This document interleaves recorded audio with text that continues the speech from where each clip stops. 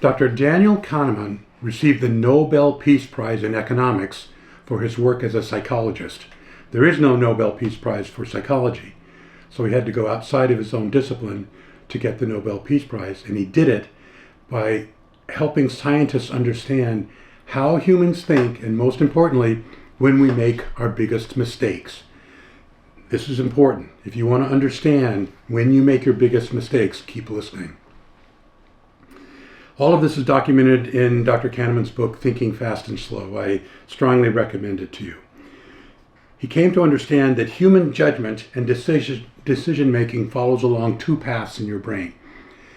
You have what he calls System 1 and System 2 in the way you make decisions in your brain. System 1 is automatic, it's intuitive, it's emotional, it's effortless, and it's unconscious. So you make most of your decisions automatically all day long without even thinking about the fact that you're thinking. You handle most of your everyday thinking in System 1. You recognize faces, you detect hostility, you know how to drive on an empty road, you know how to jump to conclusions quickly and make snap judgments. That's all happening intuitively and unconsciously. You don't even know you're doing it. That's the primary mode of thinking that all of us operate under. We also have what he calls System 2. System 2 is effortful mental activity. It's slow, it's deliberate, it's logical, and it's conscious. When you're using System 2, you know you're thinking because it's hard. You're working on math problems. You're trying to solve philosophical issues. And you do it by exercising a great deal of effort. You handle complex calculations, you monitor social appropriateness, and you're overriding your impulses that mainly come from System 1. So System 1 is running all day long automatically, and System 2 is lazy. It only kicks in when it's necessary. So most of the time, you're operating with this automatic, intuitive, unconscious way of thinking. It's the fastest way of making decisions. When you're encountered with decisions throughout the day, you make them very, very quickly. And then, if you want to think about it, you come up with your rationale for why you did that later. But most of the time, you're making decisions intuitively, and it's emotional. The emotional part of your brain is engaged in System 1 more than the prefrontal cortex, which is the thinking part of your brain. Now here comes the most important news. When do we make most of our mistakes? When do you make most of your bad choices in life? It's when you're operating out of what he calls the illusion of certainty.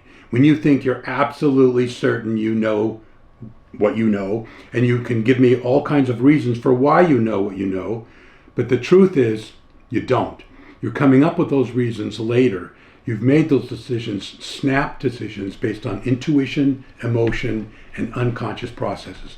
And when you start thinking you're absolutely certain, you need to be cautious because you've probably made snap judgments, you just don't know that you've done it.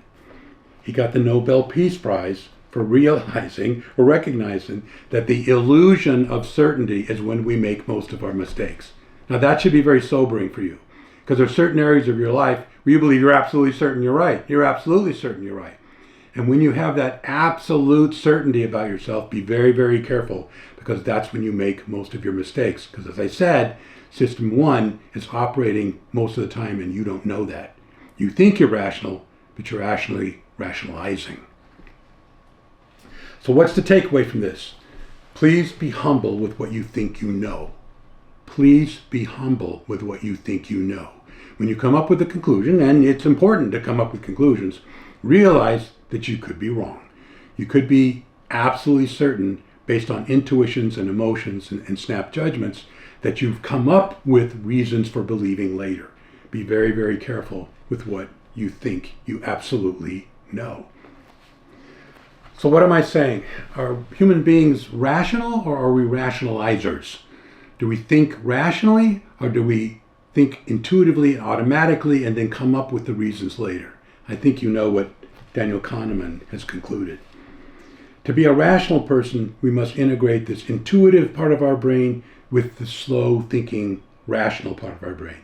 You must realize that you're intuitive, you must realize you have biases, you must realize that you're emotional, and you must realize that your brain operates unconsciously most of the time, meaning out of your awareness. You're making snap judgments out of your awareness, and then you stop and come up with the reasons later.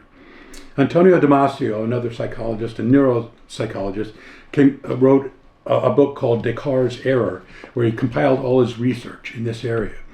It was very fascinating, where he studied people who had been brain damaged, and they separated, because of brain damage, the emotional centers of their brain from the thinking centers of their brain. The prefrontal cortex, where we think, and the amygdala and the limbic system, where we feel. For various traumatic reasons, people have separated these two areas of the brain. And what he found was that people who separate the intuitive, the emotional system 1 from the slow and thinking system 2 can't make good choices. They can still think, they can still feel, but if those two areas of the brain can't talk to each other, you won't make good choices. You have to integrate this intuitive, emotional part of your brain with the thinking, prefrontal cortex part of your brain to make the best choices. So slow down and realize that you're feeling things and thinking things at the same time. This is when you're going to be the most effective thinker. When you don't realize that this is going on, then you're going to be subject to the illusion of certainty, thinking you absolutely know what you're talking about, when it's really based on intuition and emotion that you're not aware of. We need to recognize that we're biased and acknowledge that we need to integrate how I feel and how I think and put those two together. What we do most of the time is that we come to snap judgments based on system 1. We emotionally, intuitively come to conclusions, and then we come up with our reasons later. And we defend then what are automatic conclusions that we make. And then we become rationalizing people. Well, I read this statistic, and I heard that, and I saw this YouTube video, that you're using to support what you really already felt emotionally. Then you're going to be a rationalizing person, and that's what we do most of the time. We rationalize emotional judgments that we've made. The illusion of certainty results in what we call the false self.